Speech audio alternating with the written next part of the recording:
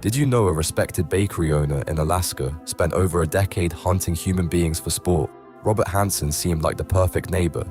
He owned a popular bakery in Anchorage, attended church with his family, and was known as a skilled pilot. But Hansen had a deadly secret. For 12 years, he kidnapped women from the city's red light district.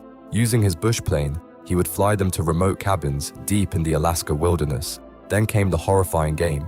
He released his victims naked into the frozen landscape, giving them a head start before hunting them down with a rifle like wild animals. Hansen's double life unraveled when 17-year-old Cindy Paulson escaped. Her detailed testimony led police straight to his door. When they searched his home, they discovered a collection of hunting trophies from his 17 confirmed victims, all buried across Alaska's vast wilderness. Hansen's pilot license and intimate knowledge of the remote terrain made him the perfect predator in America's last frontier.